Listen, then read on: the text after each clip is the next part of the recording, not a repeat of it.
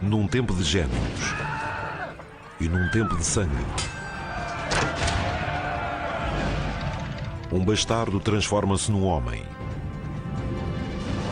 um servo de reis, um sobrevivente numa terra de assassinos, que dá origem a uma lenda extraordinária, num lugar onde a vida não tem valor. Este perito em mecanismos de guerra e nos meandros do poder cria uma obra-prima intemporal, uma invenção brilhante, e sobrevive mais um dia. Repleto de mistério, marcado pelo gênio e guiado pelo seu próprio código de sobrevivência e sucesso, este é um homem de todos os tempos que permaneceu um mistério durante séculos. Leonardo da Vinci.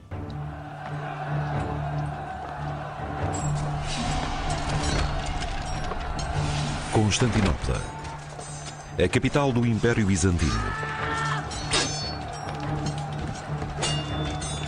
Foi um símbolo da glória do Império Romano durante mais de 1000 anos. Mas após um cerco brutal, acaba por cair às mãos dos muçulmanos turcos. Logo após a queda de Constantinopla, o Papa Pio II recordou a toda a gente de toda a Europa que aquilo era um acontecimento histórico. O colapso do poderoso Império Bizantino parece ser o fim da própria civilização. Porém, a civilização está prestes a assistir a um renascimento. Com a morte da antiga cidade, morre também uma velha ideia e começa a nascer uma nova. Encontrar refúgio no Ocidente, nas cidades-estado de Itália. Para os bizantinos, Deus é o centro e o sentido de tudo. Mas uma ideia revolucionária, o humanismo, permite que se estude o homem e se façam novas explorações científicas. Esta é uma filosofia que encerra o poder de mudar o mundo. Se estudarmos Deus, podemos estudar a teologia e a filosofia de Deus. Mas se estudarmos o homem, podemos investigar a biologia, a zoologia, a antropologia, a tecnologia, enfim, ciências de todo o tipo. O humanismo fez o homem passar a concentrar-se no homem.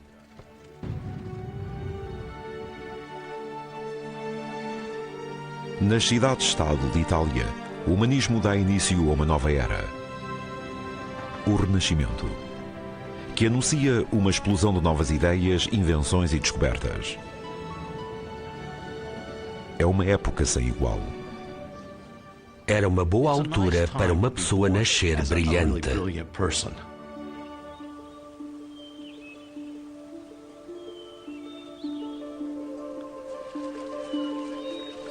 Numa pequena cidade rural da Toscânia, um rapaz descobre o mundo.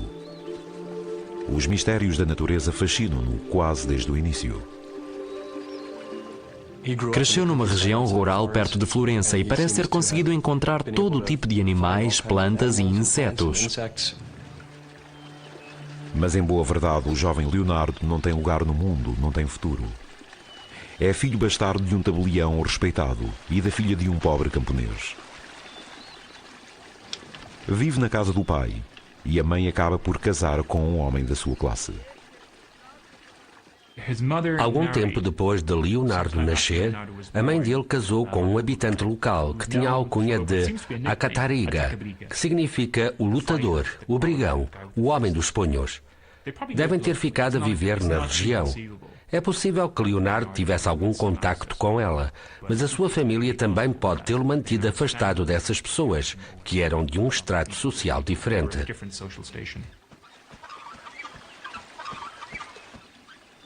O jovem Leonardo tem uma infância confortável com o pai e a madrasta, mas o facto de ser filho ilegítimo faz com que o seu futuro seja pouco promissor. É como se eu fosse um membro de segunda classe da família. É óbvio que são os descendentes legais que herdam o estatuto da família e substituem o pai nos negócios. Em certa medida, Leonardo foi afastado disso. Leonardo! Sì, madre. Torna a casa, immediatamente. Ma perché devi sempre fare di tutto un gioco? Destinado a ser comerciante, nem sequer pôde adotar o nome do pai. Fica conhecido como Leonardo da Vinci. A família não gasta dinheiro a mandá-lo estudar. Podemos imaginar o que deve ter sido ser considerado filho ilegítimo, numa época em que isso significava mesmo alguma coisa. Não podiam ter certas profissões. Eram aprisionados por algo que escapava ao seu controlo.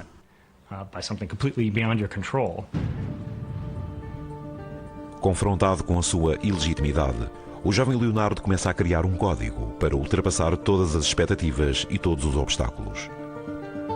Esse código vai acabar por levá-lo aos corredores do poder e conduzi-lo à grandiosidade.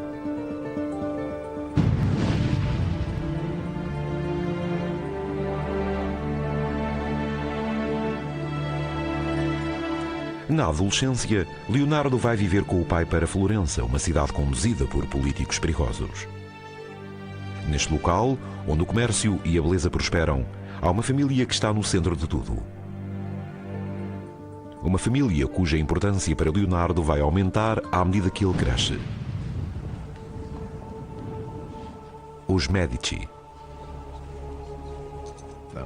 Os Medici administravam Florença porque eram os banqueiros. E embora a cidade fosse uma república e alguém devesse votar neles, eles controlavam os votos.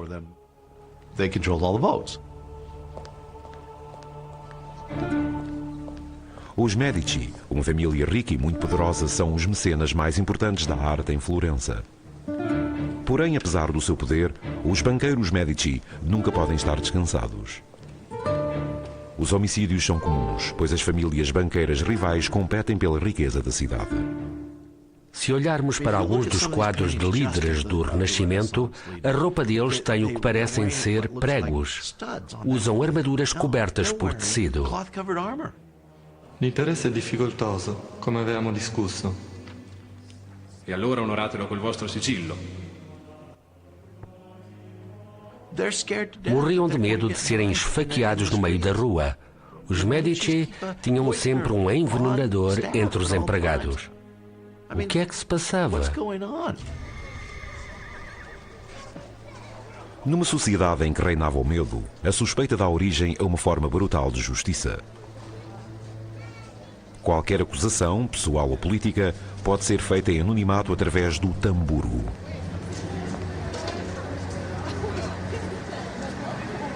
Essa caixa perigosa lança uma sombra negra sobre o futuro de Leonardo. Quando um cidadão é acusado de alguma coisa, as autoridades investigam. Até os inocentes são desfeitados e os culpados são severamente punidos.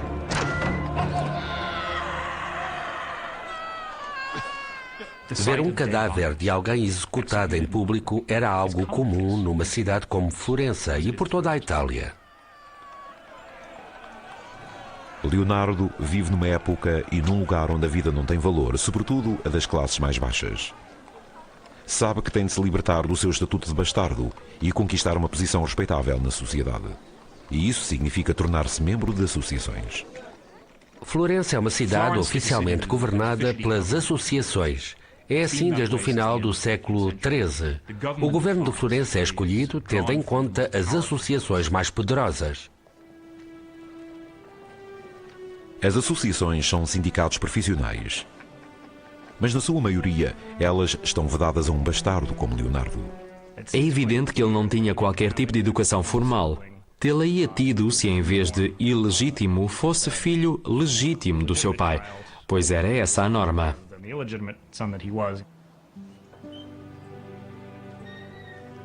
É difícil para Leonardo conseguir entrar numa associação menos importante e não profissional. A única esperança que tem é o seu talento e a ajuda de um amigo do pai com uma posição importante. Tu devi essere Leonardo. Ti stavo aspettando. Tuo padre pensa che hai del talento. Em 1468, quando Leonardo tem 16 anos, o pai manda-o para junto de Andrea de Verrocchio, um artista muito conceituado de Florença. É assim que as coisas funcionam em Florença. Tem-se referências dos parentes, dos vizinhos, da extensa rede de clientes e dos amigos. É com este tipo de referência pessoal que se acaba com o costume de treinar os filhos para continuarem o nosso trabalho.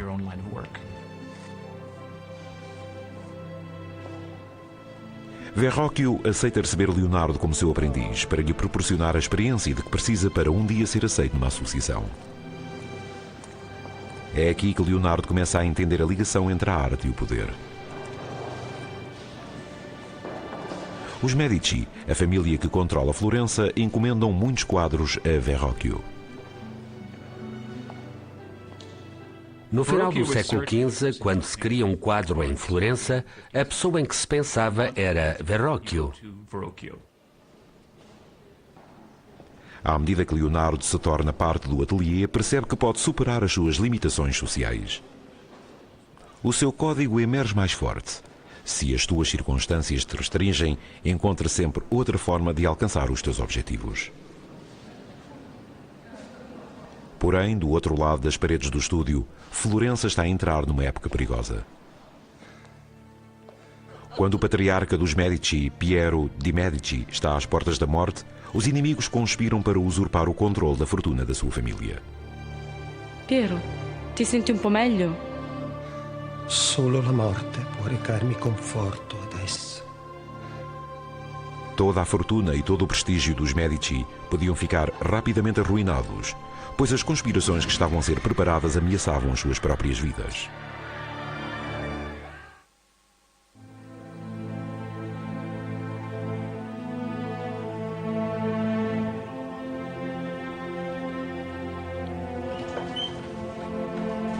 Quando o jovem Leonardo da Vinci chega a Florença para construir uma carreira, a cidade está à beira da violência. A família que controla Florença está reunida junto ao leito de morte do patriarca Piero de Medici. Grandes perigos esperam o seu filho Lorenzo, com apenas 20 anos, pois a família banqueira rival, os Pazzi, conspira contra ele. Questa è la mia ultima volontà per te, Lorenzo. Devi guidare questa casata e guidare Firenze. Nessun altro può farlo. Devi stare attento, molto attento. Os problemas entre os Pazzi e os Medici eram de cariz comercial. Nunca acreditamos que os negócios podem acabar em homicídio, pelo menos os negócios que estão fora do submundo dos Soprano ou de algo do género. Mas era isso que estava a acontecer. Quem fosse líder tinha a cabeça a prémio. A família Pazzi quer o poder e a riqueza dos Medici e vai fazer tudo para os conquistar.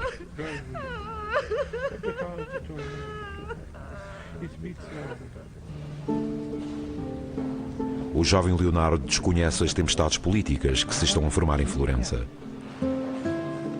Embora nunca os conheça, os Medici vão ter uma enorme influência na sua jovem e ambiciosa vida. No estúdio, Leonardo continua a trabalhar e o seu código fala aprender tudo o que pode para superar as expectativas do seu professor. Os seus apontamentos refletem o quanto existe de si mesmo. O pintor deve desenvolver todas as suas competências porque não há dignidade em fazer bem uma coisa e a outra mal. O ateliê de Verrocchio está repleto de todo o tipo de instrumentos. Possui vários tipos de tecnologia, não só para pintar quadros, mas também para pintar cerâmica, fazer esculturas de mármore e de bronze e outras técnicas metalúrgicas, como a fundição de canhões e de sinos.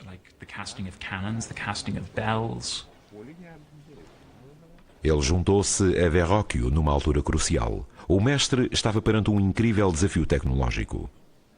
Uma das coisas que Leonardo viu no ateliê de Verrocchio foi o desenho e depois a concepção de um globo, que foi colocado no topo de um dos edifícios mais importantes de Florença.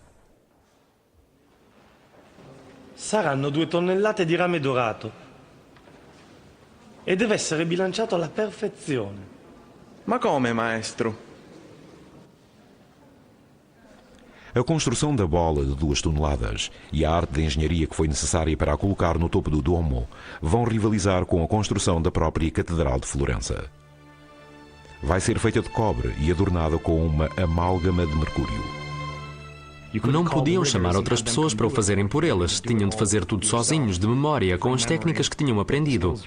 Por isso ele acumulou imensos conhecimentos, não só de educação artística, mas também de formação prática de engenharia e mecânica só por estar naquele estúdio. Leonardo estuda o collar granda, ou grande guindaste, que vai içar objetos de grandes dimensões para o alto da cúpula e a grua giratória do topo. Este contacto inicial com a engenharia mecânica vai exercer uma grande influência nas suas invenções futuras.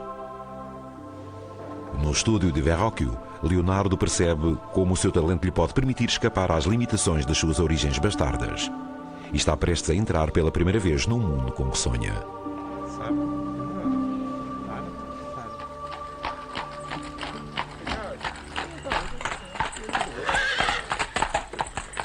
Verrocchio e os seus alunos são convidados para levar o seu melhor trabalho ao Palácio dos Medici para prepararem uma visita do influente Duque de Milão. Segundo o biógrafo do século XVI, Giorgio Vasari, Leonardo já se tinha distinguido. O melhor de todos os pupilos de Verrocchio era Leonardo da Vinci, que além de beleza e graça, tinha uma inteligência que fazia com que dominasse rapidamente tudo aquilo que se propunha. Leonardo, porta-lo a mim! Naquela casa grandiosa, os jovens vão ver como a riqueza e a beleza se misturam nos lares dos poderosos. Uma lição inspiradora para todos eles. Porém, a chegada do Duque de Milão dá a Leonardo uma inspiração ainda maior.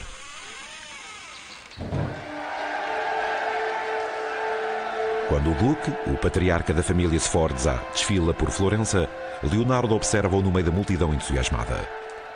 Como Leonardo, o Duque é um intruso sem linhagem, mas mesmo assim está no topo do poder.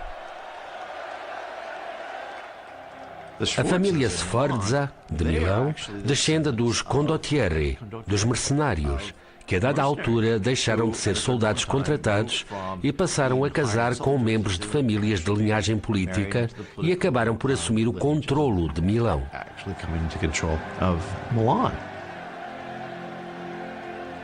Leonardo não consegue evitar sentir-se inspirado. Vê no Duque um homem que venceu as suas origens comuns e que alcançou o sucesso e influência. Leonardo sabe que, para fazer o mesmo, tem de usar todos os trunfos que possui. As pessoas diziam que era muito bonito, que se preocupava imenso com o aspecto, que se vestia sempre muito bem e que era muito forte. Diziam que conseguia dobrar ferraduras com as mãos. As pessoas gostavam dele assim que o conheciam, porque tinha uma qualidade inexplicável que as fazia sentirem-se atraídas por ele. E é essa qualidade que Leonardo retrata na sua arte.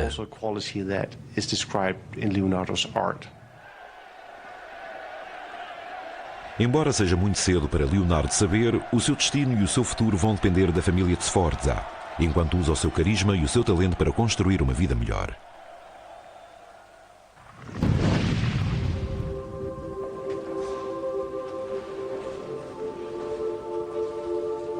Leonardo tem 20 anos. Termina a sua aprendizagem e junta-se finalmente a uma associação como pintor, um passo gigantesco no mundo da legitimidade profissional. Agora pode procurar encomendas importantes sozinho. Mas alguma coisa o prende. Da Vinci continua no estúdio de Verrocchio. Talvez esteja por uma questão de lealdade, ou quem sabe ainda não esteja seguro da sua capacidade. Mas fica. A vantagem é que não tem de tentar sobreviver sozinho. Tudo indica que Leonardo não tem temperamento para abrir a sua própria loja. Usa um tocco leggerissimo qui, Leonardo. Leggerissimo. Uma grande parte das encomendas de quadros era, pelo menos em parte, entregue ao jovem Leonardo. Por isso, ele era um parceiro prestável e versátil para a firma.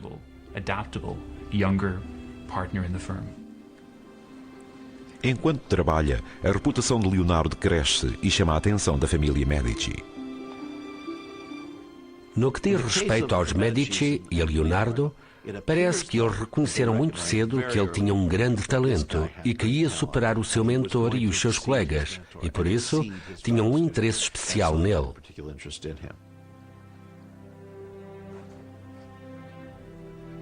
No ateliê, enquanto protegido de Verrocchio, surge o primeiro grande trabalho de Leonardo. É considerado o seu quadro mais antigo. O Anjo à esquerda, no canto do quadro de Verrocchio, o Batismo de Cristo, é apenas um fragmento, um vislumbre do gênio que ainda estava para vir. Leonardo escreveu que só o pupilo medíocre não supera o seu mestre. E a história diz que depois de ver o Anjo de Leonardo, Verrocchio não voltou a pintar. Hoje conseguimos ver todas essas qualidades nesse quadro e perceber que foi a mão de outra pessoa que o fez. Um pintor excepcional que não está presente no resto do quadro. Leonardo tinha uma capacidade incrível de ver o movimento e de o captar nos seus quadros. Por exemplo, nos caracóis do cabelo que têm uma certa elasticidade. Era capaz de sugerir isso com a tinta de uma forma que mais ninguém conseguia. Leonardo é talentoso, bem relacionado, atraente, sabe o que quer e está prestes a garanti-lo. No entanto, o ciúme e a inveja dos outros, vozes anónimas e acusações, vão pôr em perigo tudo o que construiu e ameaçar recambiá-lo para o esquecimento.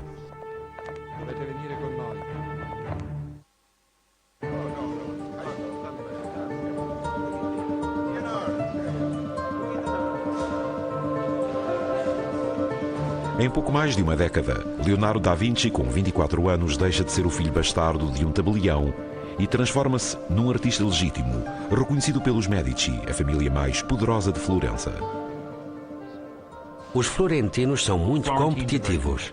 É muito frustrante ser artista em Florença, mas a competição também torna as coisas melhores. Faz-nos fazer um melhor trabalho como artistas.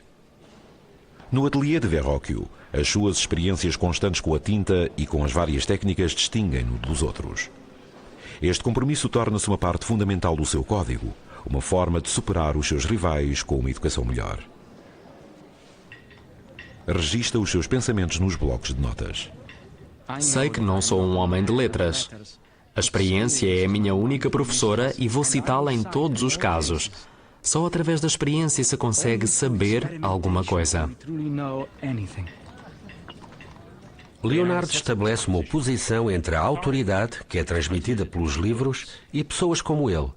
Estas figuras independentes que não se regem de acordo com as fronteiras profissionais normais, que investigam, que separam as coisas para perceber de que são feitas, para saber como funcionam. Leonardo é um homem com uma sensibilidade invulgar que preza a natureza e não come carne, recusando-se a ser o túmulo de outras criaturas. Para ele, a natureza é a derradeira máquina e ele respeita e admira os seus mistérios. Passa a vida a tentar descobrir como funciona o movimento das nuvens e da água, o mistério do voo das aves. A ciência, a natureza e a mecânica. Leonardo vê-as como uma única entidade que deve ser captada através da sua vida criativa.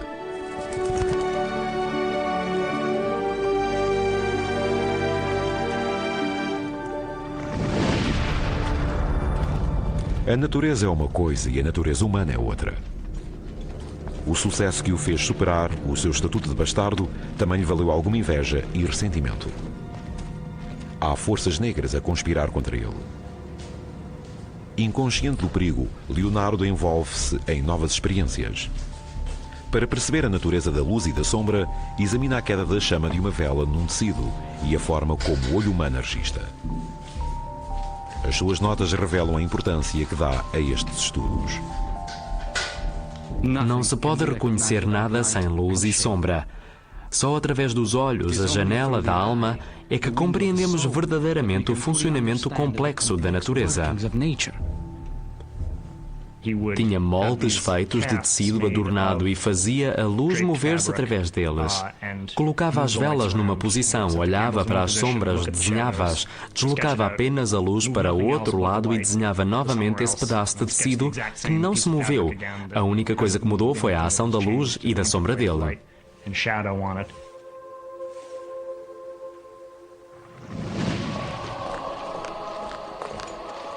Porém, em 1476, a inveja e a traição atingem-no.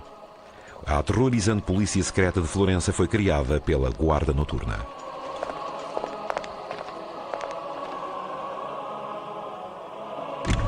Messer Leonardo da Vinci. Siamo delle guardie notturne. Siete accusato di crimini contro Dio. Dovete venire con noi. Aos 24 anos, Leonardo é acusado anonimamente de sodomia com um prostituto de 17 anos. Os criminosos reincidentes iam para a prisão e eram executados. A pena oficial para a sodomia era a fogueira. Era ser queimado até à morte. A humilhação é enorme. Leonardo escreveu que a coisa que mais se deve temer é uma reputação manchada. A verdade é que isso o afeta. É um homem orgulhoso. É um jovem orgulhoso. Sabe que está a chegar a algum lado e que uma acusação daquelas lhe podia ter arruinado a carreira. No entanto, não são apresentadas provas nem testemunhas contra ele em tribunal. As acusações são retiradas. Era o ato cruel de um inimigo anónimo. Mas os dias sombrios estão apenas a começar em Florença. Está a formar-se uma tempestade política à medida que forças mortíferas conspiram contra os Medici. Florença está praticamente cercada pelos territórios do Papa, que se estendem para sul, até à cidade-estado de Nápoles, e para norte até Ferrara.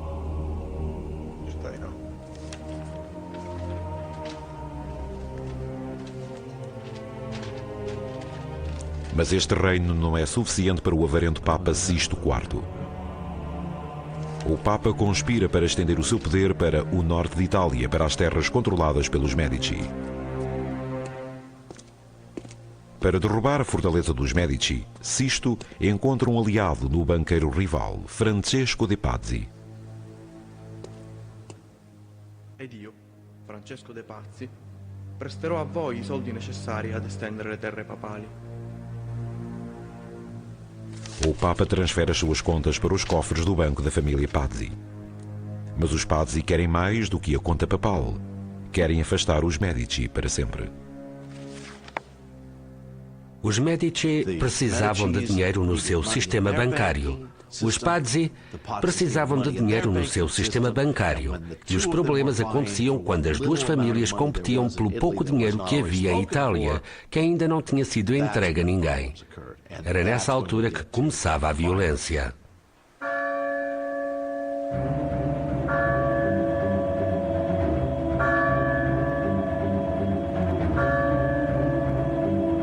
Estamos na Páscoa. Para celebrar o Príncipe da Paz, os Medici tomam os seus lugares na nave lateral, junto ao homem de confiança do Papa, Francesco de Pazzi. Não fazem ideia do perigo que correm. Tudo começa numa altura da missa previamente combinada.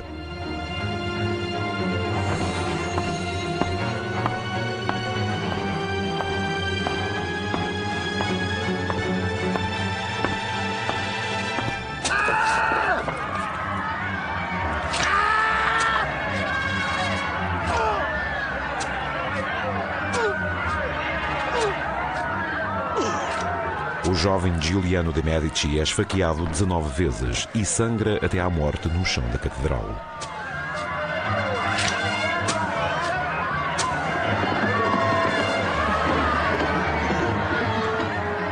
O seu irmão ferido Lorenzo escapa por pouco. A família Pazzi acredita que com o apoio do Papa vai escapar imune. Está redondamente enganada. Os apoiantes dos Medici agrupam-se depressa e aniquilam a descendência dos Pazzi com uma violência extraordinária. O contra-ataque de Lorenzo é rápido e impiedoso.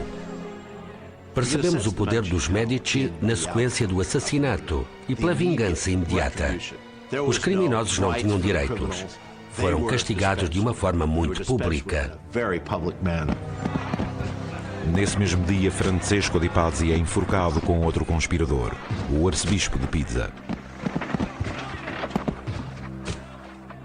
Arrastaram o corpo dele, cortaram-no aos bocados, humilharam-no de todas as formas e feitios.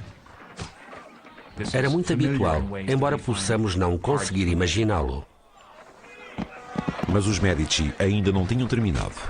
Um dos assassinos consegue escapar. Algumas semanas depois, Bernardo Baroncelli, o assassino do irmão de Lorenzo, é finalmente capturado e enforcado perante uma multidão entusiasta.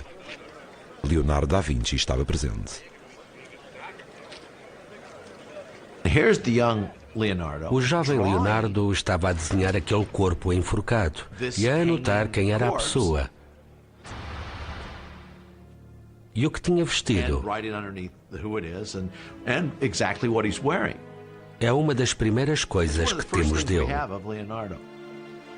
Leonardo faz o famoso desenho de Baroncelli pendurado na forca. Ver o cadáver de um criminoso condenado era algo comum numa cidade como Florença e por toda a Itália. A violência e o homicídio contaminam o ar de Florença durante o Renascimento e vão continuar a colorir o trabalho de Leonardo. 2 mensageiros acorrem a Florença com notícias terríveis. O Papa excomungou Lorenzo de Medici por ter executado o arcebispo de Pisa e envia o exército de Nápoles para forçar Lorenzo a render-se.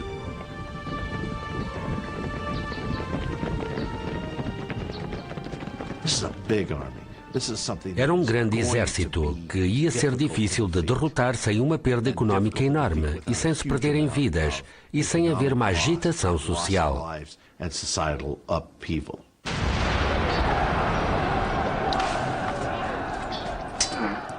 A República de Florença enfrenta a aniquilação. Aqui, em toda a sua terrível glória, está a melhor arte renascentista, a arte de guerra.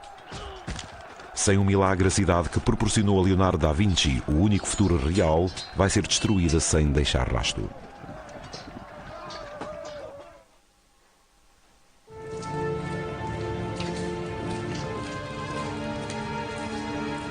Messer Leonardo da Vinci. Leonardo da Vinci foi preso por causa de falsas acusações de sodomia e a sua reputação foi manchada. A seguir, é a própria cidade de Florença que é ameaçada quando entra em guerra com Nápoles. Para castigar os Medici pela execução de um dos seus arcebispos, o Papa Sisto mandou o rei Ferdinando de Nápoles invadir Florença e atacar o exército florentino, que era mais pequeno. As forças florentinas, maioritariamente constituídas por mercenários, combatem com a violência persistente de assassinos profissionais, mas o exército mais poderoso de Nápoles ganha vantagem rapidamente e esmaga as forças de Florença com uma crueldade impiedosa.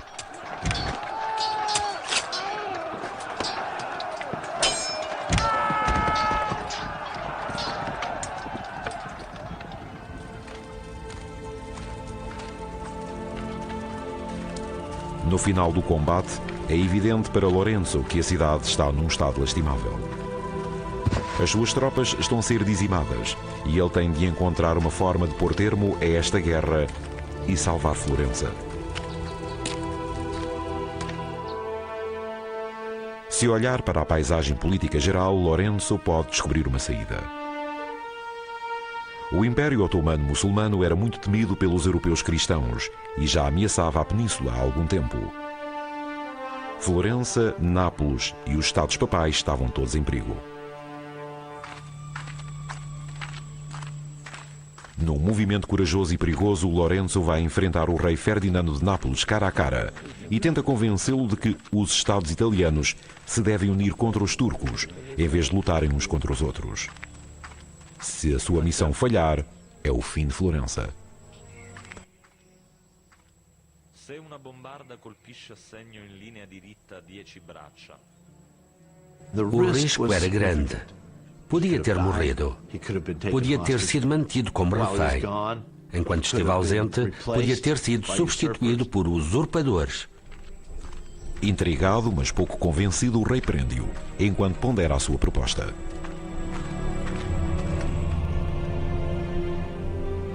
Em Florença, Da Vinci, como todas as outras pessoas, é apanhado no meio da tensão e da ansiedade de uma guerra iminente. Começa a desenhar escadas e outros aparelhos para defender e subir muros. Estas escadas foram feitas para suportar 2 homens. Também são úteis numa torre onde podemos temer que uma escada de corda seja cortada pelo inimigo.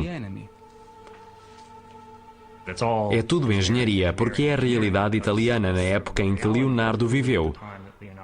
Há várias cidades-estado em confronto e a guerra é um facto constante da vida.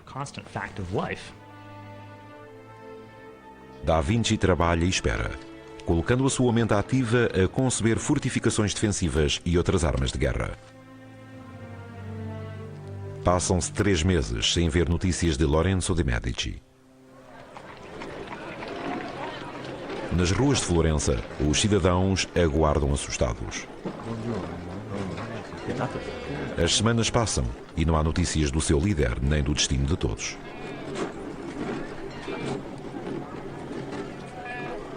As pessoas voltam aos seus negócios à medida que a esperança diminui.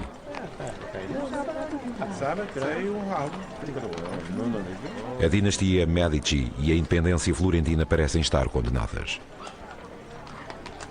Sabiam qual era a sua situação.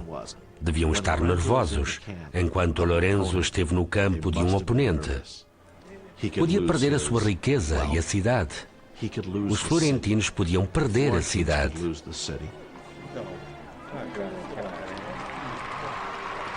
Mas de repente, a agitação invade as ruas. Lorenzo regressa triunfante, depois de convencer o rei Ferdinando de Nápoles a acabar com a guerra.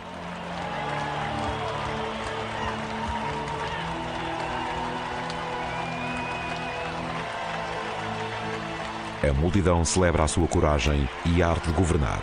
Lorenzo, o Magnífico, tinha salvo Florença.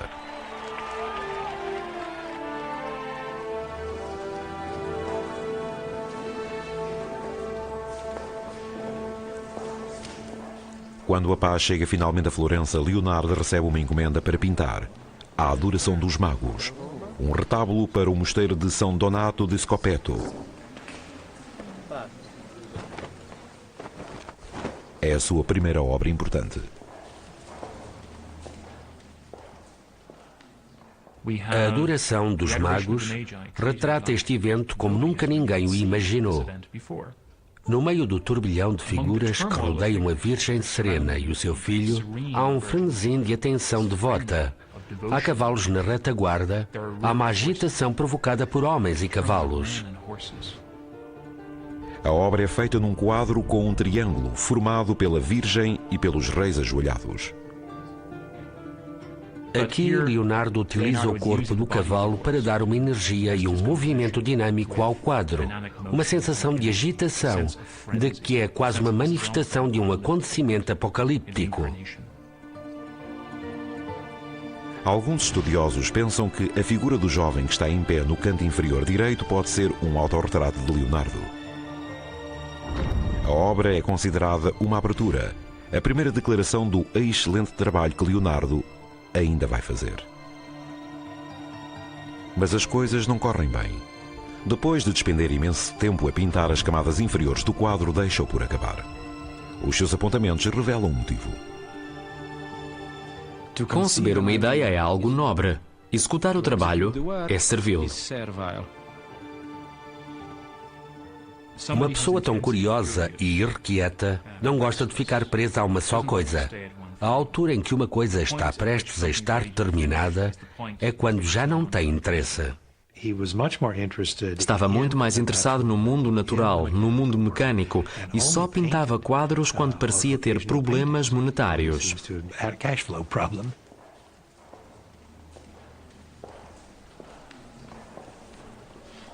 É uma má altura para Da Vinci pôr o quadro de lado.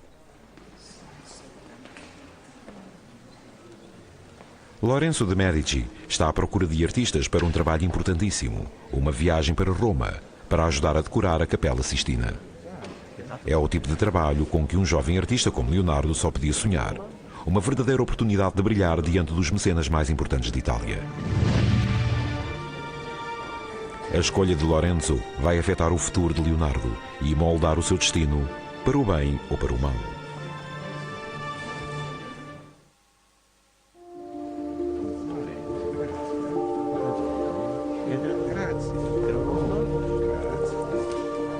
À medida que as notícias sobre o talento de Leonardo se espalham, ele parece perder o interesse pela sua carreira. Não termina uma encomenda importante e os clientes ficam zangados. E quando Lorenzo Magnífico seleciona os seus melhores artistas para enviar para Roma, Da Vinci não é escolhido. A Adoração dos Magos é uma das maiores obras-primas do Renascimento, embora Leonardo não tenha terminado o quadro. Algumas pessoas acreditam que idealizou o resto na sua mente e que isso era suficiente para ele e que não precisava de pegar no pincel e fazê-lo a sério. Por isso, viu-se envolvido em vários processos, porque não conseguia acabar o seu trabalho. Não consegue lidar com as condições normais de produção, com a clientela, os contratos, nem entregar o trabalho num determinado prazo, de acordo com as especificações de um mecenas. Não terminou nada. Atualmente os psicólogos têm nomes para essas coisas. Talvez tivesse síndrome de déficit de atenção, ou fosse obsessivo-compulsivo, talvez fosse ansioso, ou tivesse uma depressão. Não se sabe exatamente qual era o seu mal, mas parecia ter alguma coisa a afligir-lhe a mente. Os maiores dons de Da Vinci, a sua imaginação agitada e uma corrente interminável de ideias, complicam o seu caminho para o sucesso. Mais uma vez, as circunstâncias impedem-no de avançar e ele tem de encontrar outra forma de alcançar os seus objetivos. Não temos a certeza de que queria mesmo ser artista. Foi essa a forma que encontrou para entrar na vida da corte e do mecenato. Mas quando lá chega, parece que deixa tudo isso para trás. Insatisfeito com a pintura, Da Vinci decide que está na hora de mudar. O seu código exige que encontre outra forma de satisfazer a sua ambição. Precisa de começar de novo e de novas oportunidades, por isso vai para Milão.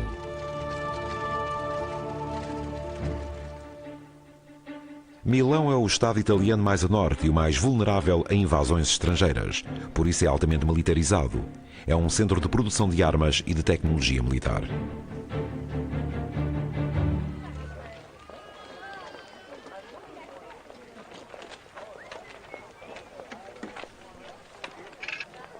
À medida que passa pelos armeiros das ruas de Milão, Da Vinci descobre uma cidade vibrante, sempre à beira de uma batalha, sempre pronta para se defender não apenas de cidades-estado rivais, mas também da superpotência francesa.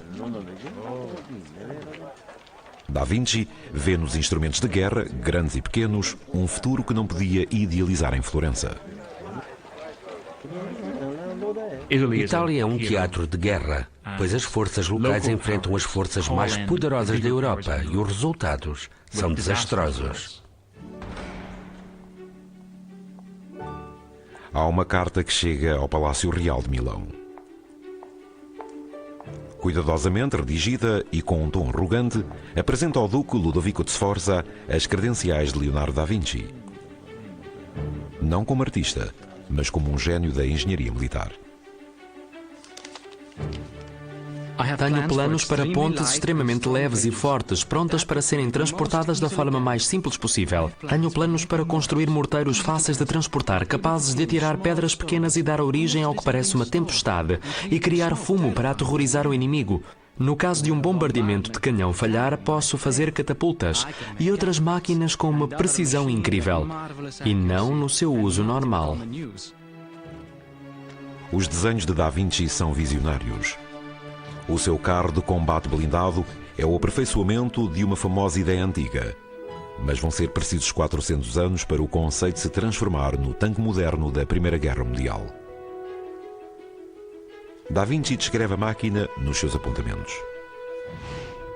Vou construir quadrigas blindadas que vão ser impenetráveis por qualquer tipo de arma usada por um soldado que tente destruí-las quando ataca o inimigo com artilharia.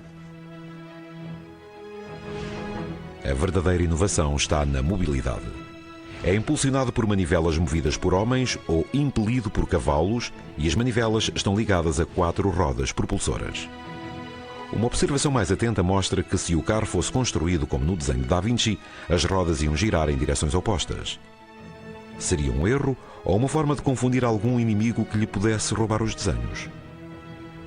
Temos vários desenhos feitos por Leonardo, que mostram instrumentos de guerra com um aspecto selvático. Quadrigas com foices que rasgavam a carne dos inimigos.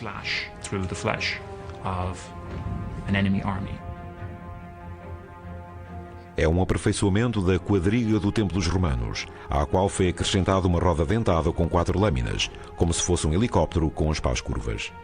O desenho de um canhão, feito por Da Vinci, mostra centenas de corpos tolhidos pela colossal arma de bronze e revela uma das obsessões de Leonardo. Adorava as escalas, adorava especular e sonhar com coisas numa escala muito além daquele período. Por isso tinha desenhos gigantes, muito especulativos, de armas incrivelmente mortíferas.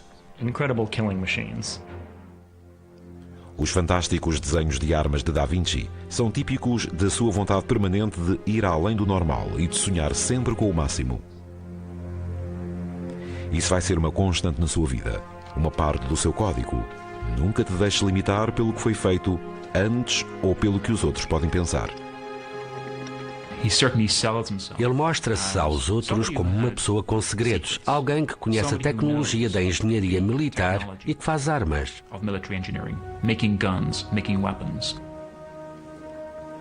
Da Vinci espera que Ludovico Sforza, o Duque de Milão, o coloque a construir essas máquinas de guerra. Ludovico Sforza é irmão do Duque de Milão assassinado. Ele é o regente, o governante efetivo de Milão, e controla a política de defesa, a política estrangeira do Estado milanês.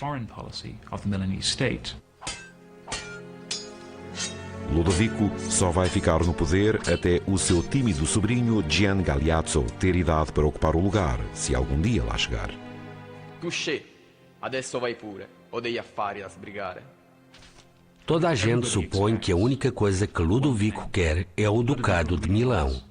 Ele está a preparar tudo para o conseguir. Contudo, os exércitos dos reis e a cruel incerteza da política vão destruir os sonhos de glória de Ludovico e tudo o que Da Vinci desejou.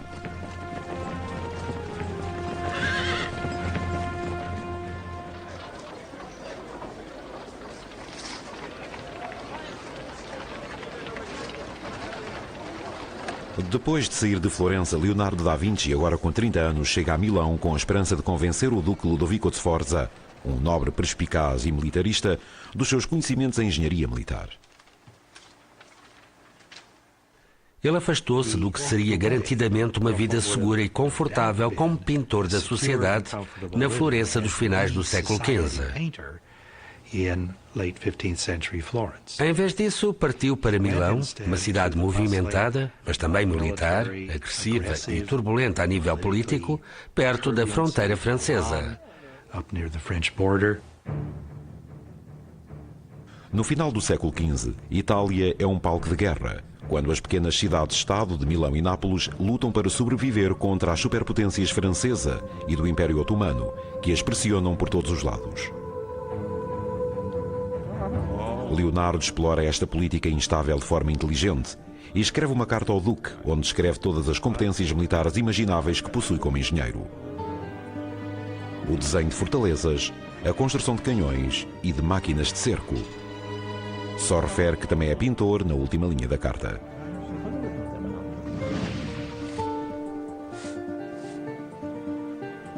Infelizmente, Da Vinci tem de pôr de lado o seu entusiasmo em relação aos desenhos militares. O Duque precisa de um retrato da sua amante. Apesar do descontentamento de Leonardo, o quadro torna-se um dos seus trabalhos mais conhecidos e mais importantes. A Dama com Arminho. A obra é revolucionária. É a primeira vez que um quadro mostra os pensamentos ou sentimentos da modelo através da postura e dos gestos. Isso prende-se com vários interesses de Da Vinci em relação ao movimento da mente. À medida que a mente se move, o corpo expressa os seus movimentos. Ou, como Da Vinci diria, é aí que os movimentos da alma se manifestam mais. A cabeça dela está virada para a direita, como se estivesse distraída com alguma coisa ao seu lado. O animal também está tenso e alerta. Mais uma vez o código de Da Vinci fala procurar novas ideias. A sua tentativa de saber o máximo possível sobre o que lhe interessa, enquanto se interessa por isso, é quase uma obsessão. Sforza, neto de um mercenário, e Da Vinci, filho bastardo de um tabelião, dependem um do outro para aumentar o seu estatuto social. Guardate da questa parte adesso, signorina Gallerani. È un piacere posare per voi. Não foi para isto que ele veio para Milão. Mas tem experiência suficiente para saber que o poder e a oportunidade andam sempre juntos. E em breve, o enorme ego da família de Sforza vai proporcionar-lhe essa oportunidade. O duque encomenda uma estátua colossal do seu pai montado num grande garanhão. E por isso Leonardo começa a estudar as proporções dos cavalos usando um modelo pequeno e dócil. A distância entre uma orelha e a outra deve ser igual ao comprimento de uma das orelhas. O comprimento da orelha deve ser igual a 1/4 do focinho. Sforza quer uma estátua maior que todas as outras, o maior monumento equestre jamais visto.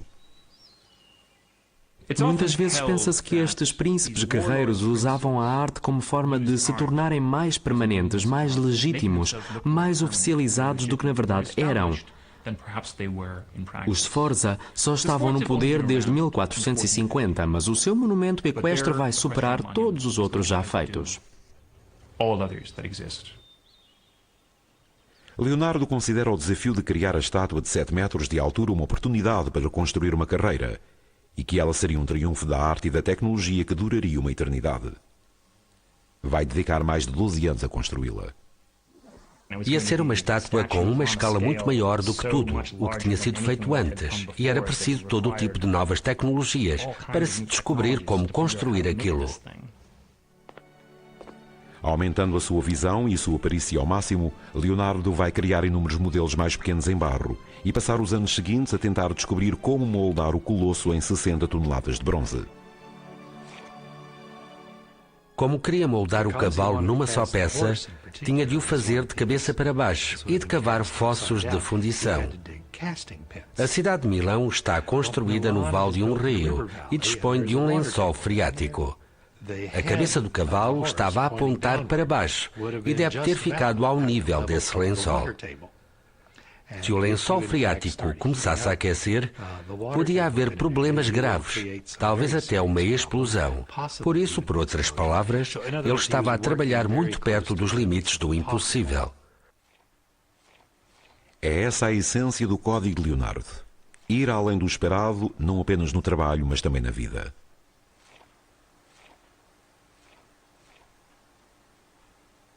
E à medida que o enorme cavalo vai ganhando forma, Leonardo volta novamente a sua mente ativa para as armas de guerra. Como o cavalo, os seus desenhos são enormes, monumentais. Ele cria sempre coisas enormes, muito maiores do que tudo o que existia na altura, e a besta gigante é um bom exemplo da sua mentalidade. Tem mais ou menos o comprimento de um caminhão.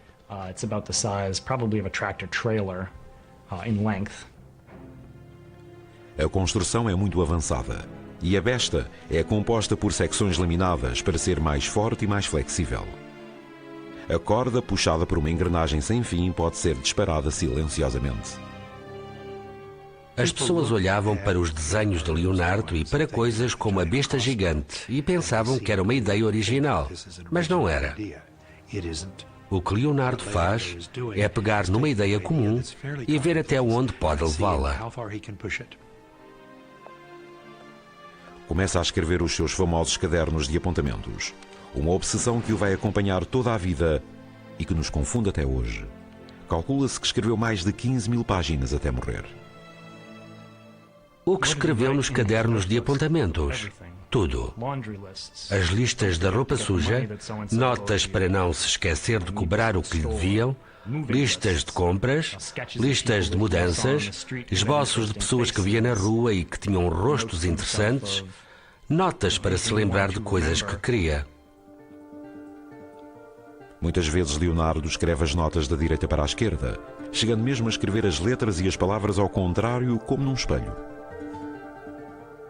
As pessoas diziam, e continuam a fazê-lo, que estava a tentar escrever em código, que não queria que ninguém copiasse as suas ideias, que talvez estivesse a escrever coisas que não queria que os outros conseguissem ler. Mas a razão mais provável é simplesmente que era canhoto, e por isso escrever da direita para a esquerda e até de trás para a frente era uma coisa natural para ele. Nesta altura, Da Vinci tem um assistente. O seu nome é Giacomo, e é um jovem das classes mais baixas, destinado a um futuro limitado. Ele ajuda Leonardo a construir muitas maquinetas e novidades tecnológicas para as festas elaboradas de Ludovico Sforza. Giacomo, perché devi sempre giocare con tutto? E dammi quel pianeta. Da Vinci começa a tratá-lo por Salai, que significa pequeno demónio. O jovem traquinas vai permanecer com Leonardo durante o resto da vida do artista.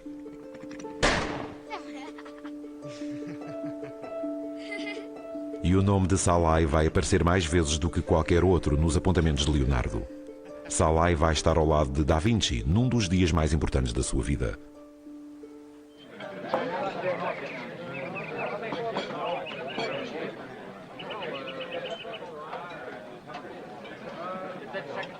Ludovico prepara uma elaborada celebração familiar com o colossal modelo de barro do cavalo de Sforza, que vai ser mostrado pela primeira vez à nobreza.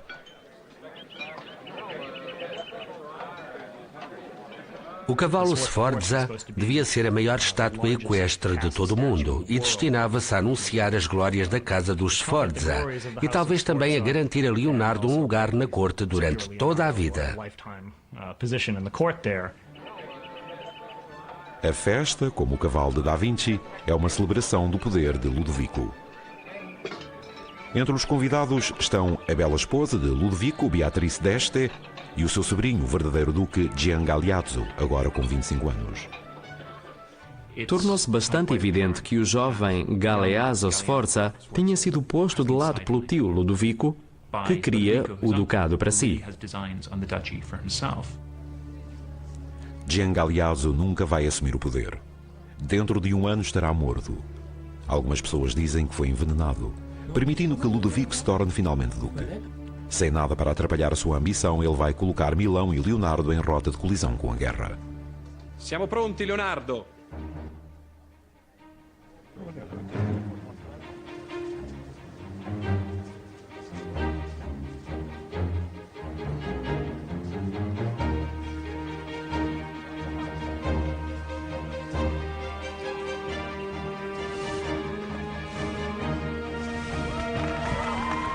Via il telo! No final, tudo se resume ao estatuto, à influência, ao magnífico cavalo de Da Vinci e à perigosa ambição de Ludovico.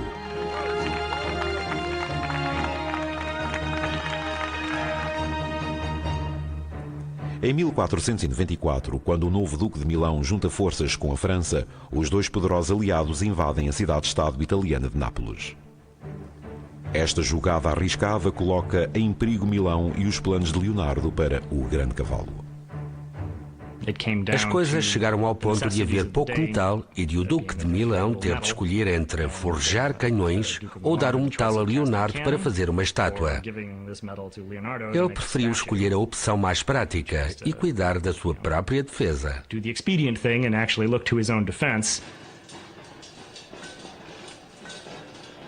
Com a guerra a espreitar no horizonte, as 60 toneladas de bronze colocadas de parte para o cavalo de Da Vinci são derretidas nas fornalhas de Milão e colocadas em moldes para canhões.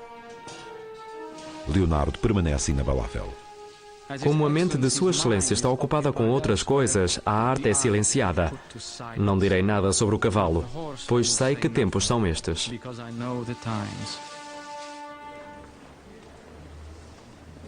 O Duque, que continua cheio de vontade de deixar um grande legado do nome de Sforza, dá outro trabalho a Da Vinci. Um mural religioso para a Igreja da Corte, Santa Maria das Graças, que devia ser decorado com o brasão da sua família e que se vai tornar uma das maiores obras-primas do mundo. Porém, para desespero dos padres, os anos passam e não há sinais da obra terminar. Maestro Leonardo, quando pensate sarà finito? Ho solo bisogno di mettere una faccia a Giuda. No, fermo lì. La vostra sembianza sarà perfetta. Leonardo passa mais de 3 anos difíceis a pintar o mural, uma representação complexa e bela da última refeição de Cristo com os apóstolos. Chama-se A Última Ceia. O quadro de Leonardo é revolucionário para a época e capta o momento dramático em que Jesus diz aos apóstolos: "Um de vós me há de trair." Nos seus apontamentos, Leonardo descreve a forma como os gestos e os rostos dos apóstolos transmitem uma aflição tão intensa. Um deles junta os dedos e volta-se com o rosto austero para o seu mestre. Outro, com as mãos abertas a mostrar as palmas, encolhe os ombros. A atenção que Da Vinci dá à resposta humana revela a sua obsessão pela ciência. Ele dominava a anatomia, era um mestre da geometria, era um mestre da perspectiva. E ao utilizar todas essas ciências, Leonardo conseguia criar uma arte que, de certa forma, era científica. A pintura era uma fonte de conhecimento, tal como a geometria. Contudo, em A Última Ceia, Leonardo leva a sua abordagem científica longe demais quando faz experiências no quadro, incorporando-lhe óleo que não é compatível com a base de gesso. Decide tentar uma nova técnica para pintar o fresco, e isso não resulta. Na verdade, destrói uma grande parte do que tinha feito com tanto esforço. Em algumas décadas, a umidade das paredes começa a desintegrar a pintura a óleo. Mas Leonardo não está lá para ver isso acontecer. A França, antiga aliada de Milão na guerra contra Nápoles, tem um novo rei com outro objetivo: a rendição de Milão. Leonardo está prestes a perder o seu mecenas, a sua segurança e tudo aquilo por que lutou.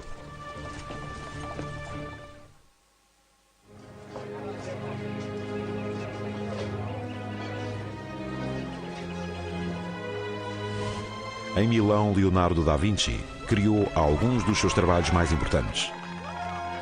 Passou 17 anos na corte do Duque Ludovico de Sforza a concretizar os seus próprios sonhos de sucesso. Quando Leonardo está perto de perfazer 50 anos, os ventos da política mudam. De repente, a antiga aliada de Sforza, a França, invade Milão. Da Vinci perde de uma só vez o mecenas e a segurança. Os seus apontamentos refletem a sua mudança de sorte. O Duque perdeu seu estado, a sua propriedade e a sua liberdade. Nenhum dos nossos grandes empreendimentos se vai realizar. O exército francês, decidido a acabar com todos os sinais do domínio do Sforza, utilizou a épica escultura de Da Vinci para praticar tiro ao alvo.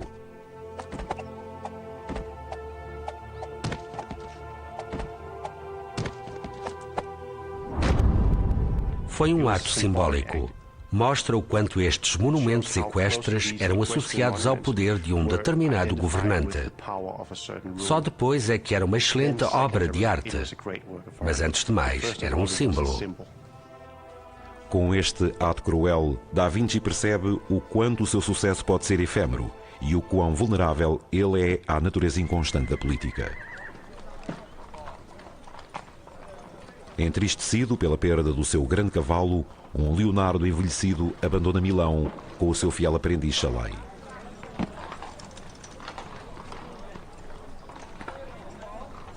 Tem de abandonar todo o seu trabalho, o cavalo destruído, a última ceia. Fica tudo para trás. Com a queda da casa de Sforza, em Milão, Leonardo fica sem trabalho e começa um período da sua vida em que anda a vaguear. Os seus apontamentos refletem o seu estado de espírito. A paciência protege do azar como a roupa quente protege do frio. Quanto mais quentes estivermos, mais forte é a tempestade. Da mesma forma, se aumentarmos a nossa paciência perante os grandes males, isso torna-os impotentes perante a nossa paz de espírito. As suas viagens levam-no para Veneza, uma cidade ameaçada pelo poder crescente dos turcos otomanos. Talvez aqui encontre um mercado para as suas armas e fortificações inovadoras. Uma das coisas interessantes em Leonardo é o facto de uma grande parte da sua carreira não ter sido passada a trabalhar como artista. Pensa-se sempre nele, acima de tudo, como um pintor. Mas se olharmos para o número de anos que passou a trabalhar para diversos mecenas, uma grande parte deles foi passada como engenheiro militar e a entreter os outros. Aborda o Duque de Veneza com várias ideias que incluíam um fato de mergulho e um sistema de tubos de respiração para a guerra subaquática. Nos seus apontamentos, Da Vinci descreve a complexidade do seu desenho. Uma couraça com capuz, gibão e mangueira e o odre de vinho para suster a respiração com metade de uma argola de ferro para o manter afastado do peito. Quando se esvazia o odre de vinho, vai-se ao fundo, porque se é puxado por sacos de areia. Quando se enche, sobe-se até à superfície. Às vezes parece que não pertence àquele tempo. Numa era em que não tinham coisas mundanas, como uma forma certa de saber o tempo, Leonardo pensa em andar no fundo do oceano, em voar pelos céus com as aves e em criar veículos com autopropulsão. Tem uma visão singular de quase tudo o que o rodeia.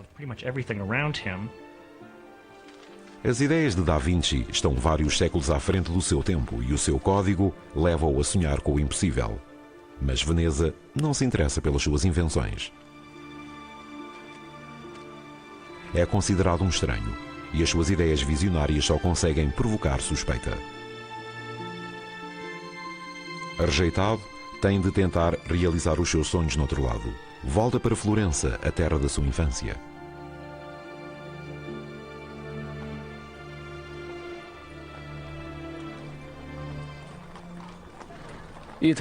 Percebi há muito tempo que as pessoas de sucesso raramente ficam paradas à espera que as coisas aconteçam.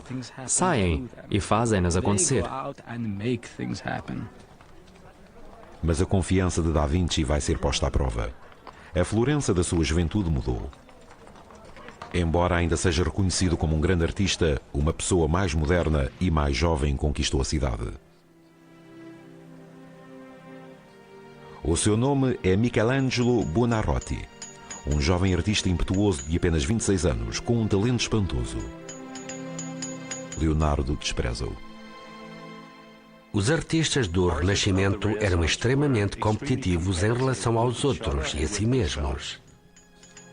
Rude, desmazelado e arrogante, Michelangelo não é o artista palaciano de que Leonardo estava à espera.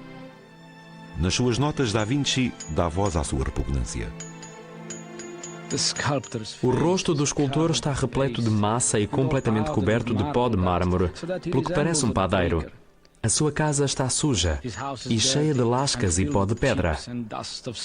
O pintor é exatamente o oposto porque se veste bem. Está sentado calmamente em frente à sua obra e trabalha com um pincel muito leve. A sua casa está repleta de música e não se ouve o som de martelos. Unspoiled by the pounding of hammers.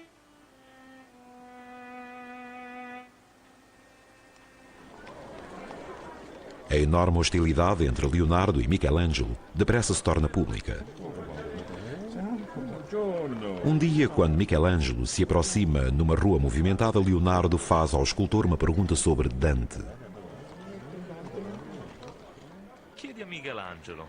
Lui ha letto Dante. Spiegatelo da solo. E già che ci sei, spiega come hai imbrogliato la gente di Milano con il tuo impossibile cavallo. Ofendido com o insulto que o recorda do seu fracasso, Da Vinci fica ressentido e continua a criticar o trabalho de Michelangelo. Penso que o estou a citar com exatidão, quando criticou pintores como Miguel Ângelo e disse: a sua anatomia faz as pessoas parecerem sacos cheios de nozes. Leonardo tinha quase mais 25 anos que Michelangelo e estava desanimado.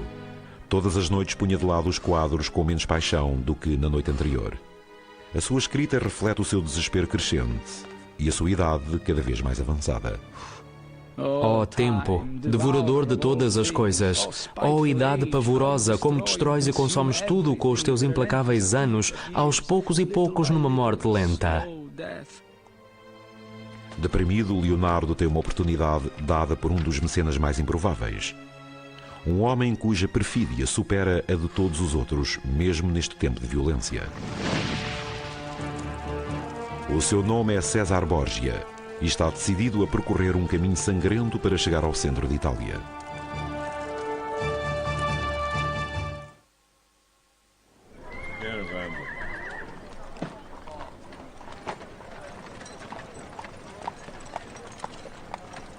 Depois de perder todo o trabalho feito em 17 anos, Leonardo da Vinci, desanimado, acaba por regressar a Florença para ser desafiado por um rival muito mais jovem, o excelente artista Michelangelo.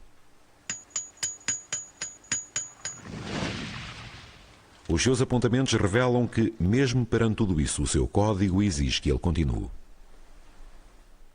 Os obstáculos não me conseguem esmagar. Cada obstáculo tem de produzir uma resolução firme. Quem tem o olhar fixo numa estrela distante não vacila.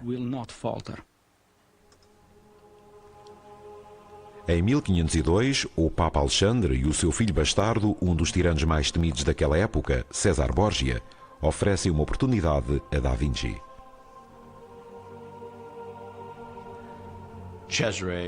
César é acusado de matar os maridos e amantes de pelo menos 2 irmãs e talvez até o próprio irmão. É retratado por algumas pessoas como uma encarnação do demónio e por outras como um excelente líder. Borgia personifica a corrupção e a ânsia de poder que definiam o papado. É implacável nas tentativas de consolidar o império do pai, na esperança de um dia reclamá-lo como seu. Uma a uma, as cidades da Romanha, no norte de Itália, caem perante o exército papal de Borgia, que aumenta cada vez mais a área que pretende conquistar. Porém, para ser bem-sucedido, ele precisa de um trunfo, alguém que tenha ideias novas, e vira-se para Leonardo da Vinci.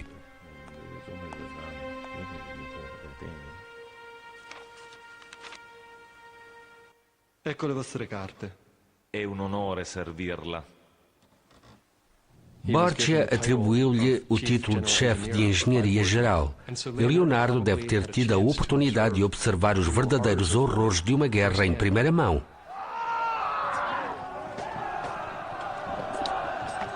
As aldeias do norte de Itália tornam-se o matador de Borgia, à medida que os seus exércitos de mercenários se deslocam para aumentar os domínios do seu pai, o Papa. César Borgia foi descrito como um dos homens mais cruéis da história italiana e, na verdade, é ele o tema do livro de Maquiavel, O Príncipe, onde há um chefe militar que pode conseguir a unificação de Itália. A morte dos inocentes não significa nada para Borgia, pois está a apoderar-se de tudo o que deseja. Fica conhecido como um homem de uma crueldade extraordinária, pragmático, inteligente e mortífero. Da Vinci serve bem o seu mecenas, supervisionando a construção de trabalhos defensivos, torres, valas e armamento. Finalmente, dão-lhe a oportunidade de fazer desenhos militares, de praticar a arte da guerra. Para Borgia, o maior talento de Leonardo está nos seus mapas únicos em perspectiva, uma solução para vencer as batalhas. Ao entregar esses mapas a Borgia, Leonardo permitia que este chefe militar conduzisse as suas tropas durante a noite e chegasse antes do tempo à batalha, tendo a possibilidade de a vencer. Por isso, a relação entre Leonardo e a guerra é muito complexa. Da Vinci e o implacável Borgia trabalham bem juntos, pois ambos possuem uma mente complexa e são muito ambiciosos. Leonardo é perito nos mecanismos da guerra e nas subtilezas do poder. Nunca se dá valor a Leonardo nesse aspecto, mas ele é muito bom nisso. Parece conhecer os ventos políticos e acompanhá-los muito bem. E adapta-se perfeitamente à corte de César. Embora Da Vinci conheça bem a selvageria de Borgia, a violência torna-se mais pessoal quando Borgia ordena a execução brutal de 3 capitães, sendo um deles Vitello Zoffatelli, um amigo de Da Vinci. O artista fica indignado. As suas notas refletem as suas dúvidas crescentes. O homem é mais selvagem que as bestas porque a nossa brutalidade supera a delas. Vivemos da morte dos outros. Finalmente chega à conclusão que até os animais matam por um motivo e que os seres humanos matam porque isso se torna parte da sua natureza.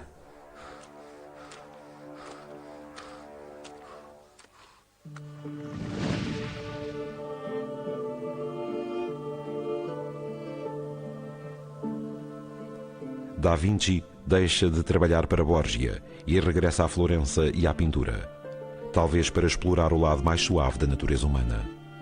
Chegado aí, começa o trabalho que o fará ser recordado para sempre.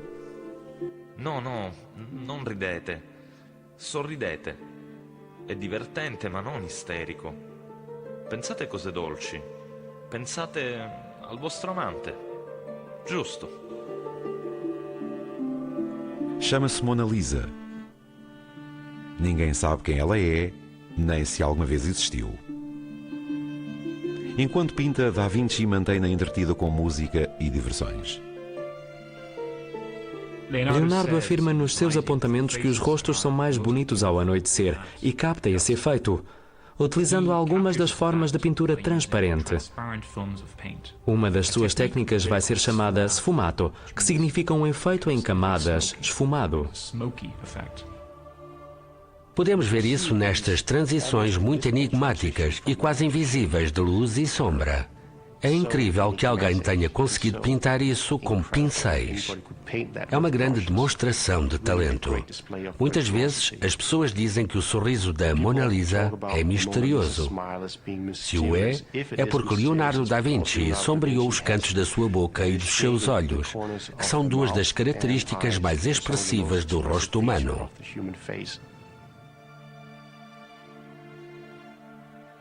Serve para sugerir que a Mona Lisa é um quadro misterioso, que há algo muito secreto nela. Temos um mito sobre o secretismo do sorriso da Mona Lisa e sobre quem ela é. Seria a amante de Leonardo ou seria o próprio Leonardo?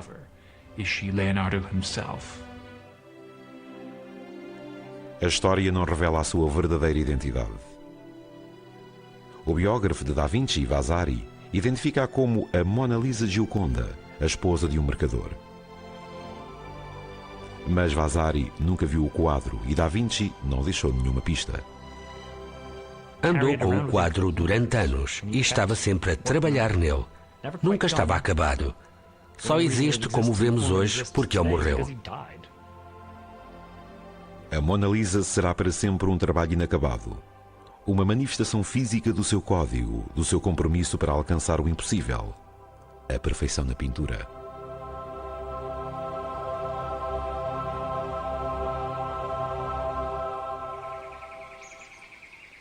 Leonardo nunca estava satisfeito e a sua mente agitada continua a refletir sobre o mundo que o rodeia. Uma das suas maiores obsessões é o mistério do voo. Num tempo em que não havia fotografias, ele conseguiu olhar para as aves em voo e perceber que elas não se limitam a agitar as asas para cima e para baixo, mas que o movimento é muito complexo, em forma de 8, e que as asas das aves se inclinam, sobem, viram e descem a cada batida. Utiliza os seus conhecimentos de engenharia para conceber máquinas que espera serem capazes de voar e faz uma previsão arrojada. O homem vai ter asas.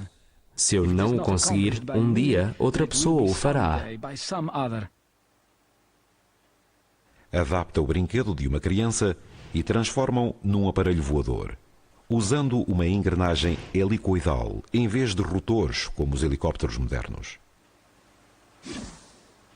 Cria máquinas voadoras baseadas em asas de morcego, cujas asas se movem como as das aves, e tem uma armação elaborada que até inclui um sistema de controle de voo. Diz-se que tentou pôr uma máquina a voar, que ela se despenhou e que alguém partiu uma perna durante essa tentativa. As máquinas de Leonardo são incríveis e fantásticas, da mesma forma que o fantástico é fantasia. Podiam não funcionar, mas eram muito importantes no que diz respeito à mente e à sua capacidade de pensar para além do óbvio.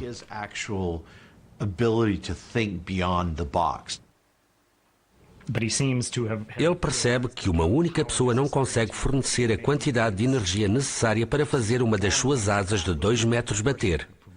Por isso, começou a fazer desenhos mais complexos, com motores de algum tipo, que armazenam energia suficiente para as asas baterem durante algum tempo, até o motor parar. Leonardo só pensa em usar uma única asa fixa numa fase mais tardia da sua vida. Uma ideia que vai fazer com que se consiga voar centenas de anos mais tarde. Apesar de todos os seus esforços e dos seus projetos extraordinários, ele nunca consegue resolver o enorme desafio do voo humano. Mas continua a tentar fazê-lo durante quase toda a vida. É um homem brilhante, é um engenheiro brilhante no que toca à teoria, mas talvez a parte prática das coisas, da engenharia, que tantas vezes escapa aos grandes pensadores, também lhe tenha escapado a ele.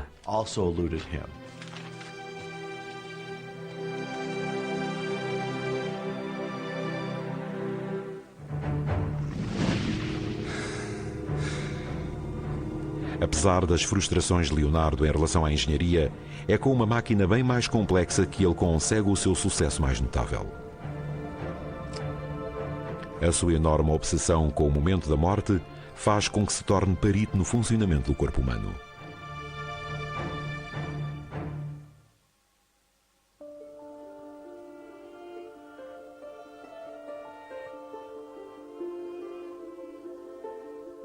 Leonardo da Vinci, agora com 53 anos, tem trabalhado na obra-prima mais famosa de todos os tempos, a Mona Lisa.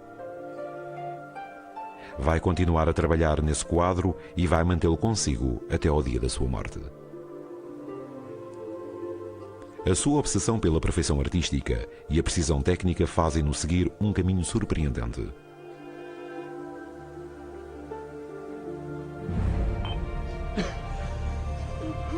Volta a sua curiosidade insaciável para o estudo da maior obra de arte da vida, o corpo humano. Começou a interessar-se pela anatomia quando era muito novo, provavelmente desde o tempo em que estava no estúdio de Verrocchio, onde os artistas de Florença eram encorajados a fazer dissecações e autópsias numa escola de medicina, ou pelo menos a observá-las.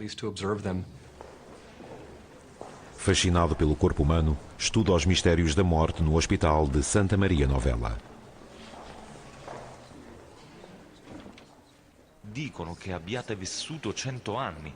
È vero? 100 anni? Non è così difficile. Non sento dolori, solo stanco, tanto stanco e terribilmente debole. Interessa-se pelo modo como se encaixam as partes do corpo humano, que é um mecanismo muito complexo.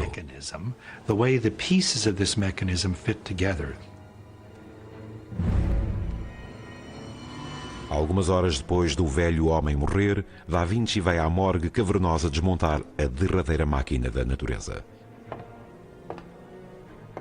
Podemos ficar surpreendidos pelo facto de a Igreja não se ter oposto às dissecações de corpos humanos feitas por Leonardo, mas isso parece ser uma ideia mais moderna. Aqui, ele vai fazer uma descoberta espantosa, vários séculos à frente do seu tempo. Realizei uma autópsia para determinar a causa de uma morte tão pacífica e descobri que foi provocada pela carência de sangue na artéria que alimentou o coração e os membros inferiores, que estavam atrofiados e encolhidos. Em 1507, Leonardo faz a primeira descrição de sempre de arteriosclerose, comparando o sistema circulatório do velho homem com o de uma criança. Temos de tentar imaginar o que deve ter sido fazer uma autópsia há 500 anos, sem o auxílio de uma boa iluminação e sem uma boa conservação do material. O cheiro devia ser horrível. Em condições difíceis, Leonardo inventa uma forma totalmente nova de ver. Mais tarde, as suas secções transversais e os seus diagramas vão influenciar muito o método moderno de ver a anatomia e a maquinaria. O seu código, como ele mesmo, torna-se mais maduro. A experimentação continua a ser o principal método para conseguir o que nunca ninguém conseguiu. Inspiro-me na urgência de fazer as coisas. Saber não é suficiente, temos de atuar sobre isso. Não é suficiente dispormos-nos a fazer alguma coisa. Temos de a fazer.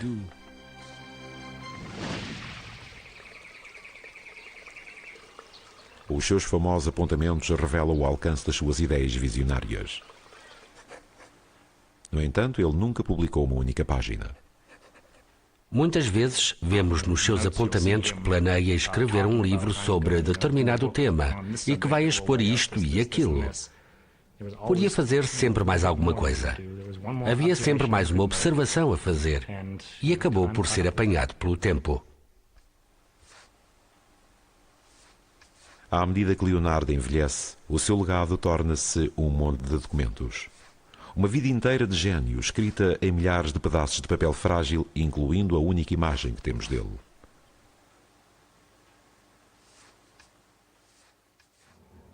Há uma imagem de um velho que se costuma indicar como sendo um autorretrato. Mas não temos a certeza. Não tem título. É apenas um esboço no meio de milhões de esboços que ele fez. Penso que o facto de desconhecermos tanta coisa sobre Leonardo é interessante. Perto do final da sua vida, em 1517, o rei Francisco I de França, um grande admirador e colecionador do seu trabalho, convida Da Vinci e os seus dois assistentes, Sala e Francesco Melzi, para irem viver para o seu castelo real em Clou. Este foi o último trabalho de Leonardo e consistia sobretudo em ser o gênio da corte do rei de França. Não tinha muitas responsabilidades. O rei só o queria usar como ornamento.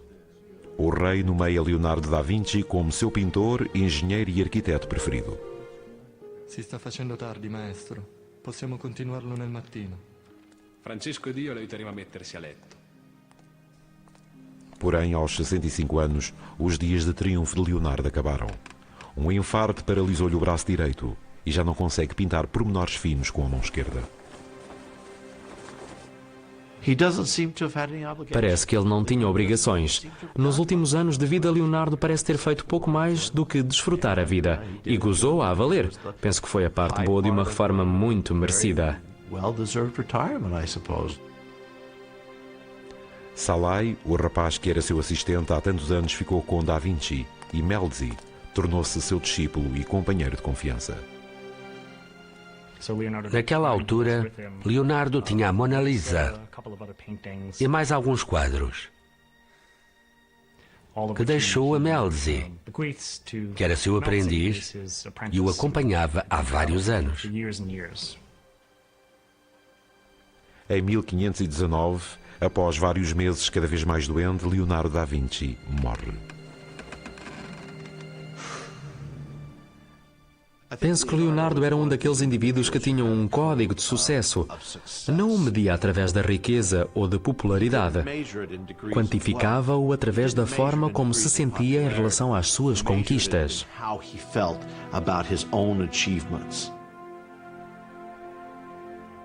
Para mim, Leonardo da Vinci representa alguma coisa dos próprios seres humanos. Representa uma pessoa que superou vários obstáculos sociais e nos mostrou o que somos capazes de alcançar.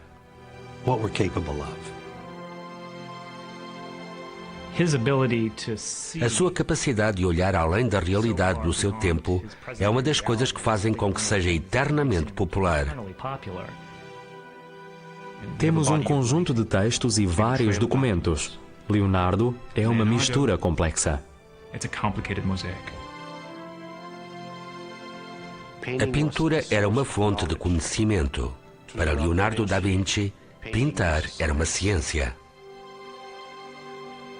Ele pode inspirar-nos a todos, independentemente de quem somos, para tentarmos fazer o máximo que pudermos das nossas vidas. O talento de Da Vinci tirou-o da obscuridade e catapultou-o para as cortes dos reis. Ao recusar-se a comprometer o seu próprio código intelectual ou a ser vencido pela adversidade, tornou-se o homem mais importante do seu tempo. Torna-se imortal.